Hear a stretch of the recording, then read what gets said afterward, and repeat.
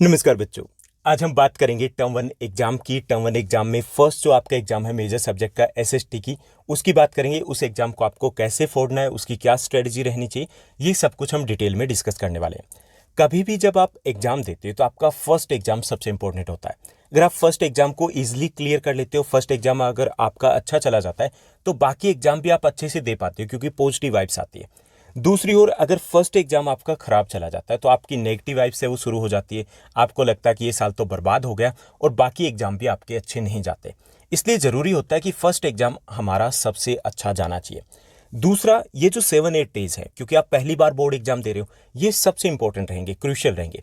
यहाँ पर आपको फोकस करना है, जो आपके वीक टॉपिक्स है, वीक पॉइंट्स है, उनके ऊपर फोकस करना है। आपको फोकस करना सबसे इंपॉर्टेंट टॉपिक है उनके ऊपर भी। लेकिन इसके लिए एक चीज आपकी क्लियर होनी चाहिए, वो है ब्लूप्रिंट, कि कहां से क्या आ रहा है। क्योंकि कहां से क्या आ रहा है ये जब एग्जैक्टली पता होगा, तभी आप उसी के अकॉर्डिंग अपनी एनर्जी को ठीक तरीके से दे पाओगे। अगर आपको ये भी नहीं पता तो आप उन टॉपिक्स के ऊपर अगर फोकस करते रहे जो इतनी इंपॉर्टेंट नहीं है, स्कोरिंग नहीं है, इट मीन्स दैट आप प्रॉपर वे से प्लानिंग के साथ आगे नहीं जा रहे हो। अब ये जो प्रॉब्लम है 7-8 डेज की, वो किन स्टूडेंट्स के साथ है? या तो उन स्टूडेंट्स के साथ ज़्यादा रहेगी जिन्होंने अभी तक अच्छे से प्रिपरेशन नहीं किया, उनके साथ क्यों नहीं, एग्जैक्टली पता ही नहीं कि उनको कहाँ से स्टार्ट करना है। दूसरी ये जो प्रॉब्लम रहेगी 7-8 डेज में, वो है उन स्टूडेंट्स के साथ जिनकी प्रिपरेशन काफ़ी अच्छी चल रही है। वो ओवर कॉन्फिडेंट हो जाते हैं। कई बार लगता है कि भाई सब कुछ पढ़ लिया, अब कुछ पढ़ने की नीड नहीं, क्या पढ़ें अब, 2-2 बार तो कर चुके हैं, 3 बार कर चुके हैं। लेकिन ऐसा नहीं है। ये जो आपके 7-8 डेज है, ये ही सबसे इंपॉर्टेंट रहेंगे। क्योंकि यहाँ पर अगर आपने ओवर कॉन्फिडेंस में आकर के थोड़ा सा भी गड़बड़ कर दिया, इधर से उधर कर दिया, तो आपका स्कोर 40 से आपका 35 पे आ सकता है। तो यहाँ पर हम topic wise, chapter wise discuss करेंगे कि कहाँ से क्या आ रहा है, कौन सा टॉपिक सबसे इंपॉर्टेंट रहेगा, किस बुक में से कहाँ से कौन से टाइप के क्वेश्चन आएंगे, तो सब कुछ यहाँ पर मैं आपके साथ शेयर करूंगा। तो चलिए सबसे पहले हम शुरुआत करेंगे हिस्ट्री के साथ। तो हिस्ट्री में हमारा एक ही चैप्टर आ रहा है। कौन सा चैप्टर है? वो है यूरोप में राष्ट्रवाद, नेशनलिज्म इन यूरोप। ठीक, एक ही चैप्टर है। एक चैप्टर होने का मतलब है कि सबसे ज्यादा वेटेज वाला चैप्टर यही रहेगा आपका एसएसटी में, क्योंकि एक चैप्टर, लेकिन वेटेज तो सब्जेक्ट के अकॉर्डिंग मिलना है ना। तो हिस्ट्री के 15 क्वेश्चन आपके रहेंगे आउट ऑफ 60 क्वेश्चन। कितने रहेंगे? 15 क्वेश्चन आपके रहेंगे। तो मिनिमम आपके 10 मार्क्स के क्वेश्चन तो यहीं से आप करोगे, मिनिमम कह रहा हूँ, क्योंकि जरूर नहीं कि आप 15 क्वेश्चन हैं तो 15 में से हो सकता है 15 क्वेश्चन ही यही करोगे। ओके, तो भी आपका वेटेज है वो 10 से ज़्यादा भी जा सकता है। क्लियर? तो यहाँ पर टोटल जो 60 क्वेश्चन है उसमें से 15 हिस्ट्री में से रहेंगे। दूसरा यहाँ से क्या रहेगा, एक आपकी केस स्टडी यहाँ से रहेगी, कंफर्म केस स्टडी। तो इसके लिए आपको क्या करना है, आपकी हिस्ट्री की एनसीईआरटी की बुक निकालिए, उसमें बॉक्सेस में आपको काफ़ी सारी केस स्टडी दी गई है। जब हम बात करते हैं सब्जेक्टिव एग्जाम की, तो वो केस स्टडीज उतनी इंपॉर्टेंट नहीं थी। पीछे के अगर एग्जाम आप उठाओगे तो आपको लगेगा कि उसमें से कुछ भी नहीं आया हुआ है। लेकिन जब हम केस स्टडी की बात करेंगे, इस टाइप के क्वेश्चंस की बात करेंगे, तो यहीं से आपकी केस स्टडी ली जानी है। तो आपको क्या करना है, आपको 2 या 3 घंटे उन केस स्टडीज के ऊपर देना है जो आपकी बॉक्सेस में एनसीईआरटी की बुक में दी हुई है। ठीक, दूसरा यहाँ से एक इमेज बेस्ड क्वेश्चन भी आएगा। इस चैप्टर में टोटल आपके जो इमेजेस दी गई, इमेजेस मतलब ये नहीं कि इमेज तो बहुत सारी दी गई है, लेकिन वो इमेज जिनसे क्वेश्चन निकल सकते हैं, तो आपकी 6 to 7 दी गई है, 6 से 7 इमेज दी गई। तो वो इमेज बेस्ड जो क्वेश्चन रहेगा एक, वो हिस्ट्री में से ही रहना है, तो उसके ऊपर भी फोकस करना है। हालांकि उसको लेकर के क्वेश्चंस किस टाइप के आएंगे तो उनको लेकर के कन्फ्यूजन हो सकता है, जो कि मैं कल तक आपको वो वीडियोस भी अवेलेबल करवा दूंगा कि इमेज बेस्ड क्वेश्चंस किस टाइप के बन सकते हैं। ओके, लेकिन फिर भी आप अपने लेवल के ऊपर आप उन इमेज बेस्ड क्वेश्चंस के ऊपर भी यहीं से फोकस करोगे और थोड़ा सा आप उसको एनालाइज करोगे कि किस टाइप के क्वेश्चंस वहां से पूछे जा सकते हैं। ठीक, उसके बाद मोस्ट इंपॉर्टेंट टॉपिक की बात करें कि हिस्ट्री में से जो मोस्ट इंपॉर्टेंट रहेंगे, जहां से मैक्सिमम क्वेश्चन आपके रहेंगे, तो रहेंगे आपके यूनिफिकेशन प्रोसेस, सबसे इंपॉर्टेंट रहेगा। यानी unification process of Germany, unification process of Britain, Italy. यहां से आपके 3-4 क्वेश्चंस रह सकते हैं, 3 to 4 क्वेश्चन। यानी 3 to 4 क्वेश्चन यहाँ से रह गए, 4 क्वेश्चन आपके केस स्टडी में रह गए 8, 1 क्वेश्चन या 2 क्वेश्चन आपके इमेज बेस्ड रह गए 10। यानी कि अकेला सबसे इंपॉर्टेंट जो वेटेज वाला टॉपिक रहेगा वो यूनिफिकेशन प्रोसेस रहेगी। उसमें से बहुत सारे क्वेश्चंस निकलते हैं, आपके 40-50 के आसपास क्वेश्चंस निकल जाएंगे, तो वो आपको अच्छे से रिवाइज करना है। ठीक, उसके बाद ये कि इसको अब हम रिवाइज कैसे करें, तो अब जो बेस्ट वे है रिवाइज का, अभी जो आपको रिवाइज करना है, तो 1 शॉर्ट लॉन्ग वीडियो। अब 1 शॉर्ट लॉन्ग वीडियो का मतलब ये कि ये जो चैप्टर है बहुत लेंथी, अगर इसको डिटेल में एक्सप्लेन किया जाए तो ये 6 से 7 घंटे का होता है अगर एक्सप्लेन किया जाए। तो 1 शॉर्ट वीडियो है वो लगभग 2 घंटे का तो होना ही चाहिए। ओके, 2 घंटे के आसपास का। ऐसा नहीं कि वन शॉट वीडियोस की 20 मिनट में बता दिया तो वो आपके कोई काम का नहीं रहेगा। तो 1 से 2 घंटे का, 1 घंटा भी कम हो जाएगा, 2 घंटे का अगर कोई वीडियोस आपको मिलता है, पार्ट्स में अगर मिलते हैं, तो उनके थ्रू आप रिवाइज करोगे तो ये चैप्टर आपका रिवाइज हो जाएगा।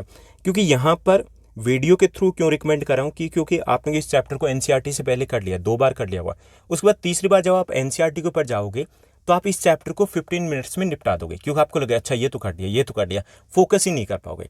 इसलिए ज़रूरी है कि वीडियो है उसको आप आराम से देखोगे तो हर एक पॉइंट है वो दोबारा से फोकस हो जाएगा और आपके कंसेप्ट क्लियर हो जाएंगे। क्योंकि इस चैप्टर में से 3 से 4 जो क्वेश्चन होंगे वो फैक्चुअल नहीं रहेंगे, वो क्वेश्चन रहेंगे कंसेप्ट बेस्ड क्वेश्चन। अगर आपने कंसेप्ट को समझ लिया तो आप ऑन द स्पॉट उनके आंसर देख पाओगे ठीक से, ओके। या फिर आपके पास नोट्स बने हो तो आप नोट्स के थ्रू इसको रिवाइज कर सकते हो। लेकिन एनसीईआरटी में से अभी रिवाइज उन स्टूडेंट्स के लिए रिकमेंड नहीं करूंगा जो स्टूडेंट्स पहले कर चुके हैं, क्योंकि उनको पहले से ही कॉन्फिडेंस है कि ये टॉपिक हो चुका है, बस इसमें क्या पढ़ना। तो फिर आपकी रिवीजन तो कहीं ना कहीं ख़त्म हो जाएगी, कुछ चीज़ें हैं जो मिस हो जाएगी। तो आप वन शॉट वीडियो के साथ कर सकते हो। इस चैप्टर को हमने हिंदी और इंग्लिश मीडियम में सेपरेटली डिस्कस किया हुआ है, तो लगभग 2 घंटे के आसपास का चैप्टर हमारा बना है। तो अगर वो वीडियोस भी आप देखना चाहो तो प्लेलिस्ट में जाइए, प्लेलिस्ट में क्लास 10 सोशल साइंस का जीनियस बैच है, वहाँ से आप रिवाइज कर सकते हो। दूसरा, इस चैप्टर के 150 मोस्ट इंपॉर्टेंट क्वेश्चन है वो मैंने पब्लिश कर दिए, 150, उससे ज़्यादा नहीं बनते, ओके। यानी कि मोस्ट इंपॉर्टेंट क्वेश्चन उससे ज़्यादा नहीं बनते। तो 150 मोस्ट इंपॉर्टेंट क्वेश्चन है वो हम ऑलरेडी डिस्कस कर चुके हैं। और जहाँ तक इमेज बेस्ड क्वेश्चन की बात आ रही है तो वो आपके कल तक मिल जाएंगे, ओके। तो ये रहेगा आपका हिस्ट्री का, यानी कि इसमें से केस स्टडी आपकी रहेगी, 1 इमेज बेस्ड क्वेश्चन रहेगा आपका, यूनिफिकेशन प्रोसेस है वो सबसे इंपॉर्टेंट टॉपिक रहेगा, और आपको वीडियो के थ्रू इसको रिवाइज करना है अभी, क्लियर। लेकिन वीडियो के थ्रू का मतलब भी ये होगा कि आपको 2 से 3 घंटे फिर भी देने इस चैप्टर को। उसके बाद हम बात करेंगे ज्योग्राफी की। जियो की अगर बात की जाए तो जियो में आपके टोटल सिलेबस में 3 चैप्टर हैं। आपका फर्स्ट चैप्टर है रिसोर्सेज एंड डेवलपमेंट, संसाधन और विकास। दूसरा जो आपका चैप्टर है वो है वाटर रिसोर्सेज, जल संसाधन, जो आपकी एनसीईआरटी की बुक में 3rd चैप्टर है। हालांकि इसमें से केवल मैप वर्क के क्वेश्चन ही पूछे जाएंगे, ठीक।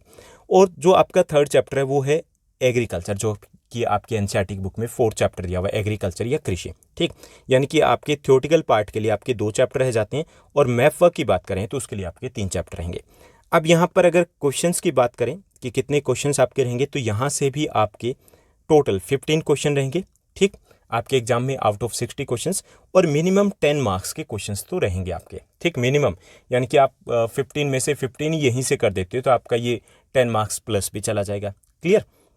ये आपके ऊपर डिपेंड है कि आप इस सेक्शन में से कितने क्वेश्चंस कर पाओगे।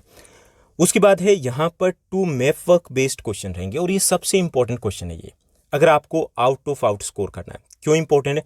क्योंकि बाकी जितने भी पार्ट आपको मिलेंगे वहाँ पर आपको इंटरनल चॉइसेस मिलेंगे, आप स्किप कर सकते हो किसी क्वेश्चन को।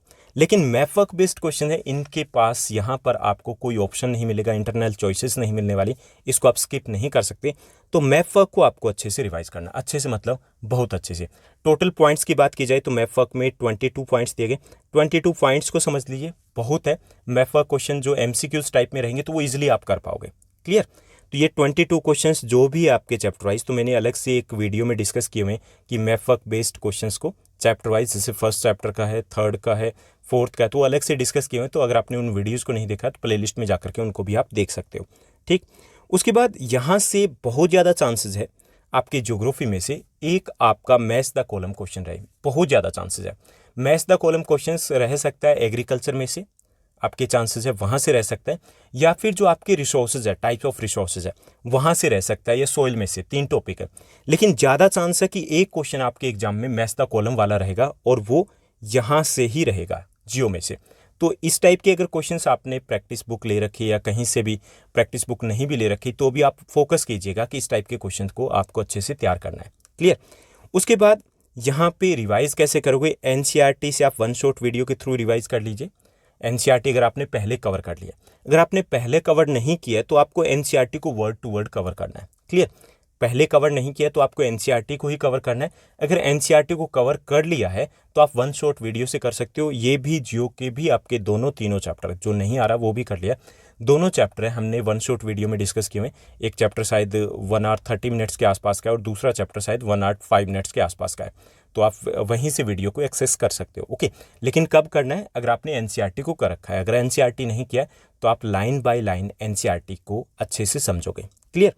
उसके बाद मोस्ट इंपॉर्टेंट टॉपिक की बात करें ज्योग्राफी में, जो मोस्ट इंपॉर्टेंट रहेंगे, यानी कि यहाँ से टेढ़े क्वेश्चन पूछे जा सकते हैं, ये आपके अच्छे से तैयार होने ज़्यादा ज़रूरी है। तो इसमें आपका सोयल रहेगा, ठीक, और क्रॉप्स एंड रिक्वायर्ड कंडीशन रहेगा, यानी कि सोयल टॉपिक है, सोयल कि कौन सी सोयल कहाँ मिलती है, उनके मेन फीचर्स क्या हैं, ओके, किस क्रॉप के लिए बेस्ट है, तो ये आपको पता होना चाहिए। दूसरा क्रॉप्स के लिए जैसे किस क्रॉप के लिए कौन सी सोयल बेटर है, टेम्परेचर कितना चाहिए, ओके, और कौन से एरियाज में मेजर प्रोड्यूसिंग स्टेट कौन सा है। तो इस टाइप के क्वेश्चंस है जो थोड़े से टेढ़े हो सकते हैं, वो क्वेश्चंस आपके लिए ज़्यादा इंपॉर्टेंट रहेंगे, क्योंकि वो क्वेश्चंस यहाँ से 4 to 5 रह सकते हैं इन टॉपिक्स में से। क्लियर।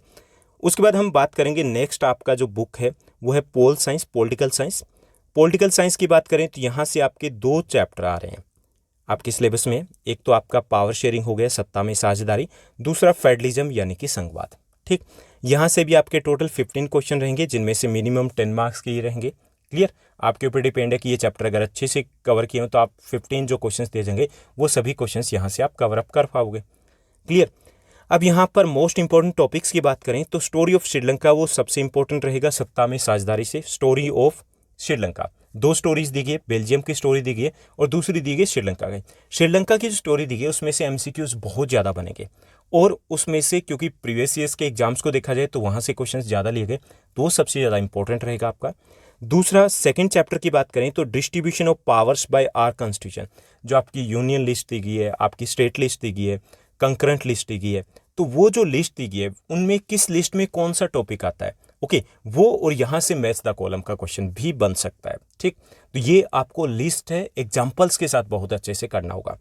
उसके बाद असर्शन और रीजन बेस्ड जो क्वेश्चंस रहेंगे आपके, असर्शन रीजन जो स्टेटमेंट दी जाती है वो क्वेश्चन भी यहाँ से एक तो कन्फर्म रहेगा। टोटल 4 क्वेश्चन रहने, तो एक क्वेश्चन तो कन्फर्म है, हो सकता है 2 क्वेश्चन यहाँ से हो जाए, तो उस पॉइंट ऑफ व्यू से भी इन चैप्टर को अच्छे से तैयार करना है। उसके बाद हम बात करेंगे इकोनॉमिक्स की। इकोनॉमिक्स में क्या करना है, आपके 2 चैप्टर रहेंगे इको में भी। पहला आपका चैप्टर है डेवलपमेंट यानी कि विकास, और दूसरा आपका चैप्टर है सेक्टर्स ऑफ इंडियन इकोनॉमी, भारतीय अर्थव्यवस्था के क्षेत्र। यहाँ से भी आपके 15 क्वेश्चन रहने, मिनिमम 10 मार्क्स के रहेंगे। यहाँ से एक केस स्टडी रहेगी आपकी कन्फर्म, एक हिस्ट्री में से रहनी है, एक केस स्टडी आपकी यहाँ से रहेगी। अगर 2 ही केस स्टडी रहती है तो दोनों यहाँ से एडजस्ट हो जाएगी। यहाँ से केस स्टडी कौन सी रह सकती है, इसमें से केस स्टडी आपकी जो ज़्यादा चांसेस है वो रहेगी, एक तो एग्जांपल जैसे आपने इकोनॉमिक्स में किया, फर्स्ट चैप्टर में किया कि कंट्री ए बी सी ऐसा कुछ दिया गया है, एग्जांपल किया ना, उसमें मान लीजिए कि सिटीजन 5 है, एक इनकम 500 है, बी की 500 है, इस टाइप का एक एग्जाम्पल हमने किया है, ठीक। एक तो उस टाइप का एग्जाम्पल आपको दिया जा सकता है केस स्टडी के तौर पर, या फिर दूसरी केस स्टडी जो यहाँ से दी गई है वो है हरियाणा, केरला और बिहार का कंपैरिजन किया गया है, एवरेज इनकम के बेस पे, पर कैपिटा इनकम के बेस पर, जो हेल्थ फैसिलिटीज़ है, लिटरेसी रेट है, उनके बेस पर, तो वो केस स्टडीज़ आने के बहुत ज़्यादा चांसेस रहेंगे। तो केस स्टडी के पॉइंट ऑफ व्यू से इस चैप्टर को अच्छे से आपको करना है। बॉक्सेस में कुछ एग्जांपल दिए गए, जैसे सस्टेनेबल डेवलपमेंट का एग्जांपल दिया गया है, भूम जल सत्र का एग्जांपल दिया गया है, तो वो केस स्टडीज़ आप अच्छे से करोगे, उनके आने के चांसेस बहुत ज़्यादा रहेंगे यहाँ से, ठीक। इसके साथ साथ एसर्शन और रीजन बेस्ड जो क्वेश्चन है वो यहाँ से अच्छे खासे रहेंगे, जैसे विकास से रिलेटेड भी हो सकता है और सेकंड चैप्टर से रिलेटेड भी हो सकता है। जैसे यहाँ से दे दिया गया आपको एक स्टेटमेंट दे दिया गया कि XYZ है, वो इस क्षेत्र में काम कर रहा है, वो बैंकर है और वो तृतीय क्षेत्र में आता है, इस टाइप से आगे कारण दे दिया गया। या फिर ये दे दिया गया कि एक व्यक्ति है, उसको छुट्टी नहीं दी जाती या फिर सवैतनिक अवकाश नहीं दिया जाता, ओके, पेड हॉलीडेज उसको नहीं दी जाती क्योंकि वो संगठित क्षेत्र में काम करता है या असंगठित क्षेत्र में काम करता है। तो इस टाइप के क्वेश्चंस बहुत सारे बन सकते हैं। तो रीजन और जो असर्शन और रीजन बेस्ड क्वेश्चंस है उनके आने के चांसेस पोल साइंस और इको में से सबसे ज़्यादा रहेंगे। मोस्ट इंपॉर्टेंट अगर टॉपिक्स की बात की जाए कि जिनमें से क्वेश्चंस आपके ज़्यादा आने के चांसेस हैं, तो यहाँ से रहेंगे आपके कंपैरेटिव केस स्टडी जो डेवलपमेंट की दी गई है, डेवलपमेंट की जैसे मैंने बताया कि हरियाणा, केरला और बिहार की दी गई, तो वो सबसे इंपॉर्टेंट टॉपिक रहेगा, अच्छे से आपको करना है। दूसरा UNDP का एक टॉपिक दिया गया है, UNDP कैसे कंपेयर करता है कंट्रीज़ को, तो वो बहुत इंपॉर्टेंट रहेगा। मनरेगा, MG नरेगा जो टॉपिक है सेकंड चैप्टर में से, वो इंपॉर्टेंट रहेगा, वहाँ से आपके क्वेश्चंस 100% रहेंगे, 1 और 2 क्वेश्चंस। और एक ऑर्गेनाइज्ड और अनऑर्गेनाइज्ड सेक्टर है, उसमें क्या डिफरेंस होता है, एग्जाम्पल्स यहाँ से ज़्यादा इंपॉर्टेंट रहेंगे। टॉपिक्स डायरेक्ट नहीं पूछा जाएगा, एग्जाम्पल्स आपको यहाँ से मिलेंगे और एग्जाम्पल्स के साथ आपको क्वेश्चंस करने होंगे। तो ये रहेगा कंप्लीट आपका सोशल साइंस के किस टाइप के क्वेश्चंस आ सकते हैं। वैसे आपके एग्जाम के ओवरऑल लेवल की बात की जाए तो आपका एग्जाम का लेवल हो एवरेज या बिलो एवरेज रहेगा, यानी डिफ़िकल्ट लेवल तो आ ही नहीं सकता, क्योंकि चैप्टर्स ही कुछ ऐसे दिए गए कि इन चैप्टर्स में से कुछ डिफ़िकल्ट बन ही नहीं सकता। अच्छे से अगर आपको आउट ऑफ आउट अगर स्कोर करना है तो उसके लिए दो चीज़ इंपॉर्टेंट रहेगी। पहला आपका मैथ वर्क सबसे इंपॉर्टेंट रहेगा, मैथ वर्क आपका अच्छे से होना चाहिए। दूसरा इंपॉर्टेंट रहेगा आपका हिस्ट्री के उस चैप्टर की अगर तैयारी अच्छे से हो गई, इट मीन्स आप इजीली अच्छा स्कोर कर पाओगे, क्योंकि ज्योग्राफी, पोल साइंस, इकोनॉमिक्स में से बाकी कुछ ऐसा नहीं है जो आप स्कोर ना कर पाओ। अगर एक आध क्वेश्चन डिफिकल्ट आ भी जाए, जैसे असर्शन या रीजन बेस्ड क्वेश्चन है, तो उसको आप स्किप कर सकते हो, क्योंकि आपके पास इंटरनल चॉइसेस रहेगी।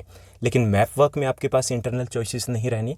दूसरा, हिस्ट्री में अगर आपके 2 या 3 डिफिकल्ट क्वेश्चन आ गए तो आपके पास कोई और चॉइसेस नहीं रहने वाली है। ओके, तो आप अच्छे से फोकस कीजिए। और इसके अलावा भी अगर आपके कोई डाउट हैं, कोई क्वेश्चन है, तो आप कमेंट करके मुझसे पूछ सकते हो। आज के लिए बस इतना ही। Thank you, bye bye, have a nice day and all the best.